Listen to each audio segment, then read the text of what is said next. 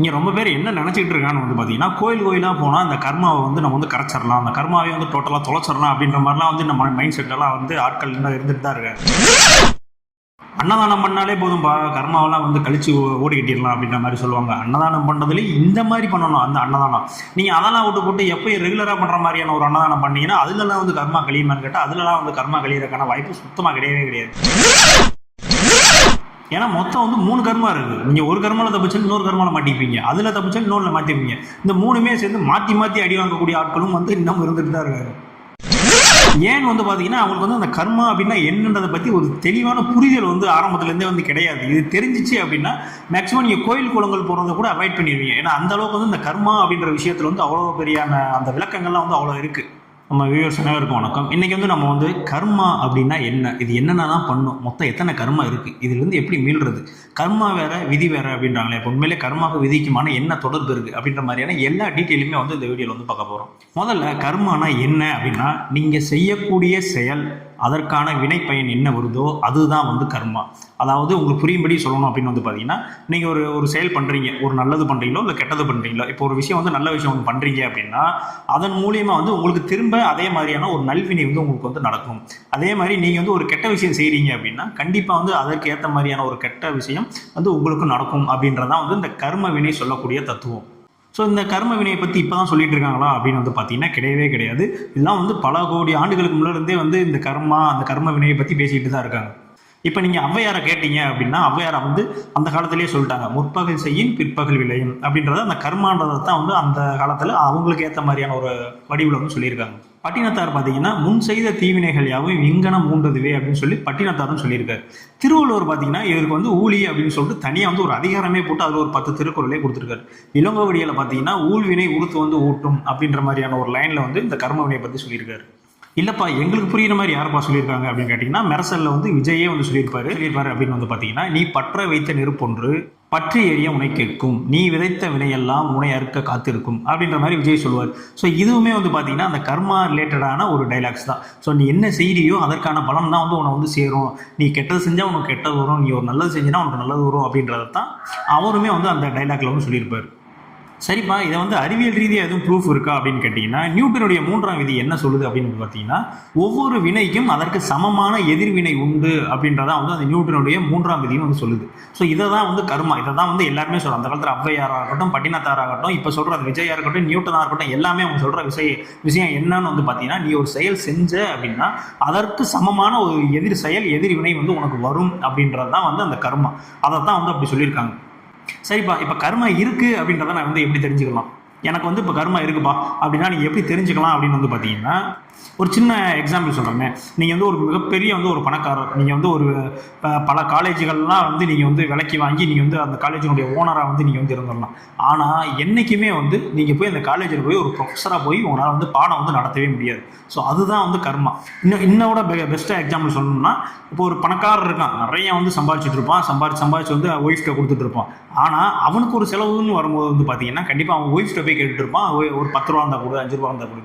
So அதுதான் கர்மா. நீ எவ்வளோ காசு வச்சுருந்தாலும் கடைசியில் நீ உனக்குன்னு ஒரு செலவு வரும்போது இன்னொரு ஆள்கிட்ட போய் கேட்குறீல்ல, ஸோ அதுதான் வந்து கர்மா. இப்போ நீ ஒரு பைக்கில் வந்து போய்கிட்டே இருக்கீங்க, வேகமாக வந்து போயிட்டு இருக்கேன், முன்னாடி ஒருத்தர் வந்து குடிச்சிட்டு வண்டி ஓட்டிட்டு இருக்கான், பின்னால் ஒருத்தர் வந்து குடிக்கலாம்ல, அவன் சும்மா தான் வந்து உட்காந்துட்டு இருக்கான், திடீர்னு வந்து ஆக்சிடென்ட் ஆயிரும். பார்த்தீங்கன்னா அந்த பைக் ஓட்டிட்டு வந்தால அவன் தப்பிச்சிருவான். ஆனால் சும்மா பின்னாடி உட்காந்தான் பார்த்தீங்கன்னா அவனுக்கு வந்து பெரிய லெவலில் அடி போட்டுரும், இல்லை வந்து ஏதாவது ஒரு டெத்து அந்த மாதிரி வந்து ஆகிடும். ஸோ இந்த மாதிரி விஷயங்கள் தான் வந்து அந்த கர்மா அப்படின்றாங்க. இது எல்லாமே வந்து பார்த்தீங்கன்னா நீங்கள் இந்த பிறவிலும் இதுக்கு முன்னாடி உள்ள பிறவிலும் செஞ்ச அந்த பாவத்தினுடைய பலனாக தான் வந்து இதெல்லாம் வந்து அனுபவிச்சுட்டு இருக்கீங்க அப்படின்ற மாதிரி தான் வந்து அந்த தியரி சொல்லி. ஸோ இதுதான் வந்து கர்மா. சரிப்பா, இப்போ வந்து நீ கர்மா வேற விதி வேறன்னு சொன்னல, எனக்கு வந்து அதுக்கு ஒரு எக்ஸாம்பிள் சொல்லு அப்படின்னா, ஆக்சுவலாக விதி அப்படின்றது வந்து கண்டிப்பாக வந்து நடக்கும். அது வந்து யாருனாலையும் வந்து மாற்ற முடியாது. சொல்லலாம் ஓகே, நம்ம வந்து விதியை வந்து மதியால் விடலாம், ட்ரை பண்ணலாம், முயற்சி பண்ணலான்றதெல்லாம் ஓகே, ஒரு சைடு இருக்கட்டும். ஆக்சுவலாக விதி அப்படின்னா இது வந்து இந்த நேரத்தில் உனக்கு இந்த சமயத்தில் இது வந்து நடந்தே தீரும் அப்படின்னா அது வந்து நடந்துடும். அதுதான் வந்து விதி. கர்மானா என்ன அப்படின்னா, நீங்கள் அதே எக்ஸாம்பிளே வந்து திரும்ப வச்சுக்கோங்க. நீங்கள் வந்து பைக்கில் போயிட்டு இருக்கீங்க, நீங்களும் போகிறீங்க, உங்களுடைய ஃப்ரெண்டு 2 பேருமே வந்து ஓடிட்டு போயிட்டு இருக்காங்க. அந்த நேரத்தில் வந்து ஒரு சின்னதாக ஒரு ஆக்சிடென்ட் நடந்தது, ஏதாவது ஒரு அசம்பாவிதம் வந்து லைட்டாக ஏதாவது ஒரு ரிஸ்க் ஆகிடுது அப்படின்னா அந்த இடத்துல அந்த சமயத்தில் உயிர் போகவும் சான்ஸ் இருக்குது, லைட்டாக அடிபட்டு நீங்கள் உயிர் பிழைக்கவும் சான்ஸ் இருக்குது. ஸோ இதில் வந்து பார்த்தீங்கன்னா நான் லைட்டாக அடிபட்டு வந்து உயிர் பிழைச்சிட்டேன் அப்படின்னா அதுதான் வந்து உங்களுடைய கர்ம வினை. ஏன்னா ஆக்சிடென்ட் ஆகணும் அப்படின்றது விதி, அதை வந்து மாற்றவே முடியாது. ஆனால் உனக்கு வந்து லைட்டாக வந்து அடிபடணுமா, இல்லை ஆளே அவுட் ஆகணுமா, இல்லை லைட்டாக சிராப்பாக இருக்கணுமா, இல்லை கை காலில் மட்டும் ஃப்ராக்சர் ஆகணுமா, அந்த மாதிரியான விஷயங்கள் இருக்குல்ல, அதெல்லாம் வந்து எது டிசைட் பண்ணும் அப்படின்னு வந்து பார்த்தீங்கன்னா உங்களுடைய அந்த கர்மா பலன், அந்த கர்மா தான் வந்து உங்களை வந்து டிசைட் பண்ணும். இப்போ உங்களுக்கு வந்து தெளிவாக புரிஞ்சிருக்கும். ஸோ விதினா என்ன, கர்மானா என்ன அப்படின்றது. ஓகே, இப்போ வந்து பார்த்தீங்கன்னா இந்த கர்மாவில் வந்து நிறையா டைப்ஸ் இருக்குது. அது என்னென்ன அப்படின்ற மாதிரியான விஷயங்களை வந்து இப்போ வந்து பார்த்துடலாம். ஃபஸ்ட்டு வந்து பார்த்தீங்கன்னா சஞ்சீத கர்மா அப்படின்னு ஒன்று இருக்குது. அதாவது இந்த சஞ்சீத கர்மா அப்படின்னா என்ன அப்படின்னு வந்து பார்த்தீங்கன்னா, இது வரைக்கும் நீங்கள் எல்லா பிறவிலையும் சேர்த்து வச்ச மொத்த கர்மா தான் வந்து இந்த சஞ்சீத கர்மா அப்படின்னு. இப்போ உங்களுக்கு வந்து புரியாது என்ன மொத்த பிறவினா, நான் இப்போ தான் வந்து மனுஷனாக பிறந்திருக்கேன் அப்படின்னு வந்து கேட்டிங்கன்னா, ஆக்சுவலாக வந்து நம்மளுக்கு தெரிஞ்சு நம்ம இப்போ வந்து மனுஷனாக வந்து பிறந்திருக்கோம். ஆனால் இதுக்கு முன்னாடி வந்து நம்ம வந்து கல்லாக இருந்திருக்கலாம், மண்ணாக இருந்திருக்கலாம், புழுவாக இருந்திருக்கலாம், பூச்சியாக இருந்திருக்கலாம், ஒரு கோழி, ஆடு, மாடு, எதா வேணால் நீங்கள் வந்து பிறந்திருக்கலாம். ஸோ நீங்கள் அப்போனா செஞ்ச அந்த தீவினைகளுக்கான அந்த பலன் இருக்குல்ல, ஸோ அந்த பிறவியில் செஞ்ச அந்த மொத்த கர்மாவும் தான் இந்த சஞ்சீத கர்மா அப்படின்ற மாதிரி சொல்லுவாங்க. ரெண்டாவது தான் வந்து பார்த்தீங்கன்னா பிராரப்த கர்மா அப்படின்னு சொல்லுவாங்க. அதாவது இந்த பிறவியில் நம்ம வந்து வாழ வந்திருக்கோம், இந்த பிறவியில் நான் மனுஷனை பிறந்து வாழ வந்திருக்கேன், நான் இதுக்கு முன்னாடி பிறந்த பிறவியிலலாம் சேர்த்த அந்த பாவ கணக்கு இருக்குல்ல, அந்த கர்ம வினைகள் இருக்குல்ல, ஸோ அதுலேருந்து கொஞ்சத்தை மட்டும் எடுத்து, இப்போ 100 இருக்குது அப்படின்னா அதில் வந்து ஒரு 20 மட்டும் எடுத்து இந்த பிறவியில் இவனுக்கு அனுபவிக்கிறதுக்கு வந்து இந்த கர்ம வினையை வந்து கொடுத்துரு அப்படின்னு சொல்லிட்டு கொடுக்கப்படுது இல்லை. ஸோ அதுதான் வந்து பிராரப்த கர்மா அப்படின்ற மாதிரி சொல்லப்படுது. மூணாவதாக வந்து பார்த்தீங்கன்னா ஆகாமி கர்மா அப்படின்னு சொல்லுவாங்க. இந்த ஆகாமி கர்மானா என்ன அப்படின்னு வந்து பார்த்தீங்கன்னா, இந்த பிறவியில் இப்போ நீங்கள் மனிதனாக பிறந்திருக்க இந்த பிறவியில் நீங்கள் இப்போ கரண்ட்டில் என்னென்னலாம் செஞ்சுட்டு இருக்கீங்களோ, பாவ புண்ணியங்களா என்னென்ன செய்கிறீங்களோ, ஸோ அதற்கான கர்மா, இந்த கர்மா தான் வந்து உங்களுடைய எதிர்காலத்தையும் சரி அடுத்த ஜென்ரேஷனையும் சரி தீர்மானிக்க போகிறது. ஆக மொத்தம் வந்து இந்த 3 கர்மா இருக்குது. இந்த 3 கர்மாவுமே மொத்தமே வந்து இந்த பிறவிலே வந்து நம்ம எல்லாமே வந்து செட்டில் பண்ணி எல்லாத்தையும் அனுபவிச்சு போயிடுவோமா அப்படின்னு கேட்டோம்னா கொஸ்டின் மார்க் தான். சரிப்பா, இப்போ அந்த கர்மா வந்து டோட்டலாக வந்து ஒழிக்கணும் அப்படின்னா வந்து என்ன பண்ணலாம் அப்படின்ற மாதிரி உங்களுக்கு ஒரு கொஸ்டின் வரலாம். ஆக்சுவலாக இதுக்கு தீர்வு என்ன சொல்கிறாங்க அப்படின்னு வந்து பார்த்தீங்கன்னா, இதுக்கு வந்து தான தர்மங்கள் வந்து நிறையா பண்ணணும், அதுலேயும் மெயினாக வந்து அன்னதானம் பண்ணணும் அப்படின்ற மாதிரி சொல்கிறாங்க. ஏன் வந்து அன்னதானம் பண்ண சொல்கிறாங்க அப்படின்னா, மற்ற நீங்கள் எது பண்ணாலும் சரி, இப்போ நீங்கள் வந்து ஒரு ஆளுக்கு வந்து துணி தானம் பண்ணுறீங்க அப்படின்னா அவனுக்கு ட்ரெஸ்ஸை கொடுத்துட்டீங்கன்னு வச்சுக்கலேன், போட்டு பார்த்துட்டு ஓகே அப்படின்பா. இன்னொரு ட்ரெஸ்ஸை பார்த்தோன்னா அது மேலே வந்து அவனுக்கு வந்து ஆசை வரும். வேறு ஏதாவது ஒன்று வந்து தானமாக காசு கொடுக்குறீங்க அப்படின்னா இன்னும் 50 ரூபா தான் கொடுத்துருக்கான், இன்னொரு 100 ரூபா கொடுத்துருக்கலாம் அப்படின்ற மாதிரி தோணும். ஆனால் அன்னதானத்தில் மட்டும் அந்த விஷயம் வந்து தோணவே தோணாது. நீ வயிறார அவன் சாப்பிட்டா அப்படின்னா நீங்கள் திரும்ப சாப்பாடு வச்சா கூட இல்லை போதும்ப்பா வயிறு ஃபுல்லாகிடுச்சின்னு சொல்லுவோம். ஸோ அவன் வந்து நம்ம வாங்கக்கூடிய அந்த தானம் இருக்குல்ல, அது மன நிறைவை வந்து அவங்க எப்போ சொல்கிறாங்களோ அதுதான் வந்து உண்மையிலே வந்து சிறந்த தானம். அப்போ வந்து அன்னதானம் தான் வந்து சிறந்த தானம். இந்த அன்னதானம் பண்ணால் வந்து கண்டிப்பாக வந்து கர்மா குறையும் அப்படின்னு சொல்கிறாங்க. இதுலேயும் ஒரு விஷயம் என்னென்னா, நான் அன்னதானம் போடுறேன் என்னுடைய கர்மா குறையணும், என்னுடைய பாவ புண்ணியங்கள்லாம் வந்து கம்மியாகணும் அப்படின்னு நினச்சி நீங்கள் போட்டிங்கன்னா அதுவுமே வந்து குறையாது அப்படின்ற மாதிரி சொல்கிறாங்க. என்னடா போட்டு குழப்புற அப்படின்னா, நீங்கள் வந்து அன்னதானம் பண்ணணும், ஆனால் அது வந்து ஒரு இயற்கையாக நடந்த மாதிரி இருக்கணும். வம்படியாக நீங்களே வந்து நான் வந்து அன்னதானம் போடுறேன், எனக்கு வந்து இந்த பாவத்தெல்லாம் குறைச்சி கொடு அப்படின்லாம் நினச்சி வந்து போடக்கூடாது.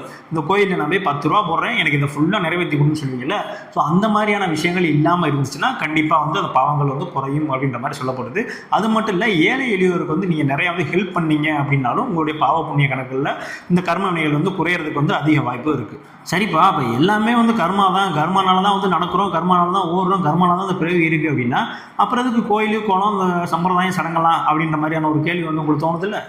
ஆக்சுவலாக வந்து இந்த இடத்துல அந்த கர்மான்னு சொல்கிறல, இந்த இடத்துல வந்து கடவுள் வந்து என்ன ப்ளே பண்ணுவார்னா, அவர் வந்து ஒரு டிசைடர், அவர் வந்து ஒரு முடிவெடுக்கக்கூடிய ஒரு ஸ்தானத்தில் இருப்பார், அவ்வளோதான். ஆக்சுவலாக வந்து இப்போ நீங்கள் வந்து ஒரு பசியில் இருக்கீங்க அப்படின்னா உங்களுக்கு வந்து இப்போ பசியில் இருக்கணும் அப்படின்றது வந்து ஒரு கர்ம வினை. இந்த கர்ம வினையின்படி இவை வந்து பசியால் வந்து வாழணும் அப்படின்ற மாதிரி இருக்குன்னா நீங்கள் பசியால் வாடுறீங்க.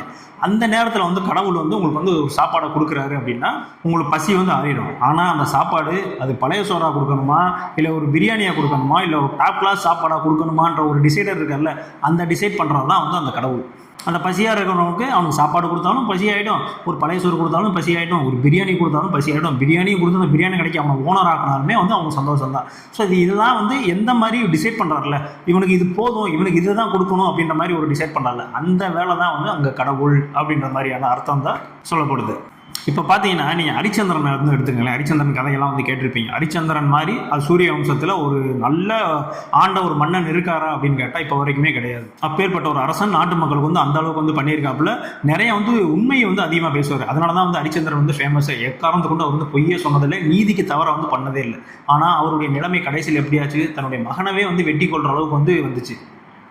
உங்களுக்கு தோணலாம்ல, அவர் வந்து அவ்வளோ உண்மையாக இருக்கார், நீதி நேர்மையாக இருக்கார், அப்போ அவர் நல்ல வாழ்க்கை வாழலாம்ல அப்படின்னு வந்து கேட்டிங்கன்னா, அவர் வந்து இந்த பிறவியில் செய்யக்கூடிய அந்த நல்ல காரியங்களுக்கான அந்த கர்ம வினை இருக்குல்ல, அது வந்து அவருடைய எதிர்காலத்துக்கு வந்து ரிஃப்ளெக்ட் ஆகும். ஆனால் அவர் போன பிறவிகளில் இதுக்கு முன்னாடி எல்லாம் சொன்னல சஞ்சீத கர்மா அப்படின்னு சொல்லிட்டு, இதுக்கு முன்னாடி பிறவிலாம் செஞ்ச அந்த கர்ம வினையிலேருந்து ஒரு 20% வந்து உங்களை வந்து அஃபெக்ட் பண்ணுங்க.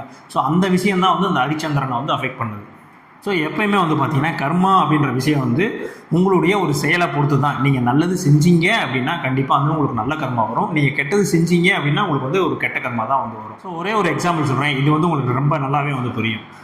ஒரு மிகப்பெரிய மளிகை கடைக்கு வந்து ஒரு வியாபாரி வந்து டெய்லியுமே வந்து முட்டைக்கோசுகளை வந்து எடுத்துகிட்டு வருவார். எடுத்துகிட்டு வந்து அந்த வியாபாரிகிட்ட கொடுத்து இது எவ்வளோங்க வரும் அப்படின்ற மாதிரி கேட்பார். உடனே வந்து அந்த வியாபாரி இந்த முட்டைக்கோசை வந்து அந்த இடம் மிஷினில் வச்சு வெயிட் போட்டுட்டு 10 கிலோ இருக்குப்பா, 1 கிலோக்கு 10 ரூபா, இந்த 10 கிலோ வச்சா அந்த 100 ரூபா அப்படின்னு சொல்லிட்டு டெய்லி வந்து கையில் கொடுப்பார். அந்த 100 ரூபாய்க்கு அவர் வந்து அந்த முட்டைக்கோஸ் இல்லாமல் மிச்சம் இருக்கிற காய்கறிகளை அவர் வீட்டுக்கு வாங்கிட்டு வந்துடுவார். அதாவது அவர் வந்து முட்டைக்கோஸை விற்றுட்டு அதன் மூலிமா கிடைக்கக்கூடிய காசில் அந்த கடையிலேயே வந்து அது ஒரு கேரட்டு, ஒரு உருளைக்கிழங்கு அந்த மாதிரி வந்து வாங்கிட்டு வந்து போயிடுவார். இப்படி வந்து டெய்லியுமே வந்து இவங்க 2 பேத்துக்குள்ள அந்த பரிவர்த்தனை வந்து நடந்துகிட்டே இருக்கு. ஒரு நாள் வந்து இந்த கடைக்காரர் என்ன சொல்றாரு அப்படின்னா, டெய்லியுமே வந்து நீயே வந்து வீட்டில் வெயிட் போட்டே கொண்டு வாப்பா, திரும்ப இங்கே வந்து நான் வந்து வெயிட் போட்டு திரும்ப எழுதி அப்படின்றது ரொம்ப ஒரு மாதிரி வேலையா இருக்கு அப்படின்ற மாதிரி சொல்றாரு. சரிங்க அப்படின்னு சொல்லிட்டு நம்மளும் வந்து டெய்லியுமே வந்து முட்டைக்கோசை அவர் வீட்லேயே வந்து வெயிட் போட்டு இத்தனை கிலோ இருக்குது இத்தனை கிலோ இருக்குன்னு சொல்லிட்டு இந்த கடைக்காரர்கிட்ட வந்து சொல்லிகிட்டே இருக்காரு. ஒரு நாள் வந்து இந்த கடைக்காரர் வந்து இவருடைய பேச்சில் வந்து நம்பிக்கை இல்லாமல் என்ன பண்ணுறாரு அப்படின்னா, அவர் வந்து 5 கிலோ முட்டைக்கோஸ் கொண்டு வந்துருக்கீங்க அப்படின்றாரு. உடனே வந்து இவர் அந்த 5 கிலோ முட்டைக்கோஸ் எடுத்து தன்னுடைய அந்த தராசில் வச்சு பார்க்குறாரு. ஆனால் அது வந்து 5 கிலோ இல்லை, 4 கிலோ தான் இருக்குது. உடனே வந்து அந்த கடைக்காரர் வந்து டென்ஷன் ஆகிட்டாப்புல. நான் இவனை வந்து எவ்வளோ நம்புனேன், இவன் வந்து என்னை வந்து ஏமாற்றிக்கிட்டு இருக்கானே அப்படின்னு நினச்சி ரொம்பவுமே வந்து சத்தம் போடுறாரு. அப்போ வந்து அந்த கடைக்கு வாங்க வர்றாருல அவர் சொல்கிறாரு, இல்லைங்க நீங்கள் வந்து என் வீட்டில் வந்து அளந்தே கொண்டு வா அப்படின்ற மாதிரி சொன்னீங்க. ஆனால் என் வீட்டில் தராசு இருந்த ஒளி என் வீட்டில் வந்து படிக்கல் கிடையாது. அந்த படிக்கலுக்கு பதிலாக டெய்லியுமே நான் உங்கள்கிட்ட வாங்குற அந்த 1 கிலோ உருளைக்கிழங்கு 1 கிலோ கேரட் இருக்குல்ல, ஸோ அதை தான் வந்து படிக்கல் மாதிரி வச்சுட்டு அதுக்கு ஆப்போசிட்டில் வந்து இந்த சைடு கோஸை வச்சு நிறுத்து தான் வந்து நான் கொண்டு வந்துட்டுருக்கேன் அப்படின்ற மாதிரி சொன்னாங்க. ஸோ இப்போ வந்து உங்களுக்கு வந்து தெளிவாக புரிஞ்சிருக்கும். ஸோ இவர் வந்து அவரை ஏமாற்றணும்னு பார்த்தாரு, ஆனால் கடைசியில் வந்து பார்த்தீங்கன்னா அவர் மூலியமாக அவரே வந்து ஏமாந்துக்கிட்டார். ஸோ இதுதான் வந்து கர்ம வினை. நீ என்ன செய்கிற அதுக்கான வினை வந்து கண்டிப்பாக உனக்கு வந்து வரும் அப்படின்றதான் வந்து இந்த கர்மசாஸ்திரம் வந்து சொல்லுது. எனக்கு தெரிஞ்சு நீங்கள் வந்து உங்களுடைய குழந்தைகளுக்கு வந்து சாமி இந்த மாதிரி சாமி கொடுப்பா இதெல்லாம் சொல்லித்தரதை விட, தப்பு பண்ணால் வந்து சாமி கண்ணை குத்திரும் இப்படிலாம் சொல்கிறீங்களா, இதெல்லாம் சொல்கிறதுக்கு பதிலாக கர்மானா என்னன்ற விஷயத்த வந்து சொல்லிக் கொடுங்க. அந்த குழந்தைய கூப்பிட்டு, இங்கே பாருப்பா, நீ நல்லது பண்ணேன்னா உனக்கு இது மாதிரி நல்லது நடக்கும், இந்த மாதிரி கெட்டது பண்ணேன்னா இந்த மாதிரி கெட்டது தான் நடக்கும் அப்படின்ற மாதிரி அந்த கர்மான்ற விஷயத்த வந்து ஒரு பையன் வந்து புரிஞ்சுட்டான், ஒரு பொண்ணு வந்து புரிஞ்சிருச்சு அப்படின்னா கண்டிப்பாக வந்து எந்த தப்புமே வந்து நடக்காது. ஏன்னா அவங்களுக்கு வந்து பயம் வந்துடும், இப்படி பண்ணால் நம்மளுக்கு இப்படி தான் நடக்கும், இப்படி பண்ணால் நம்மளுக்கு வந்து நல்லதாக நடக்கும் அப்படின்ற மாதிரியான ஒரு தெளிவு கிடைக்கும். ஸோ இந்த தெளிவு கிடைச்சிட்டாலே வந்து போதும். கடவுளும் வந்து தேவை தான், ஆனால் அந்த கர்மான்ற விஷயத்த புரிஞ்சுக்கிட்டாங்க அப்படின்னா அவங்களே வந்து கடவுள் ஆகிடுவாங்க. அவ்வளோதான் வந்து விஷயம். ஸோ இப்போ வந்து கர்மானா என்ன, எத்தனை கர்மாலாம் இருக்குது, என்னென்ன செஞ்சாலாம் வந்து கர்மா குறையும், எப்படிலாம் வந்து கர்மா வந்து ஐடென்டிஃபை பண்ணலாம் அப்படின்ற மாதிரி எல்லா டீட்டெயிலுமே வந்து இந்த வீடியோவில் சொல்லியிருந்தேன். ஸோ இந்த வீடியோ உங்களுக்கு பிடிச்சிருந்துச்சு அப்படின்னா கண்டிப்பாக உங்கள் ஃப்ரெண்ட்ஸ் எல்லாத்துக்குமே ஷேர் பண்ணுங்கள். இதே மாதிரியான அடுத்த ஒரு வீடியோவில் சந்திப்போம். அதுக்கு முன்னாடி வந்து பார்த்தீங்கன்னா நம்மளுடைய சினிமா ரிவ்யூ சேனலான மூவி எக்ஸ்ப்ளோரிங் சேனலுடைய லிங்க் வந்து டிஸ்கிரிப்ஷனில் கொடுத்துருக்கேன். கண்டிப்பாக நம்மளுடைய சேனலுக்கு வந்து சப்போர்ட் பண்ணி இந்த சேனலுக்கு கொடுத்த அதே ஆதரவு வந்து அந்த சேனலுக்கு கொடுங்க. இதே மாதிரியான அடுத்த ஒரு வீடியோவில் வந்து சந்திக்கலாம். பாய்.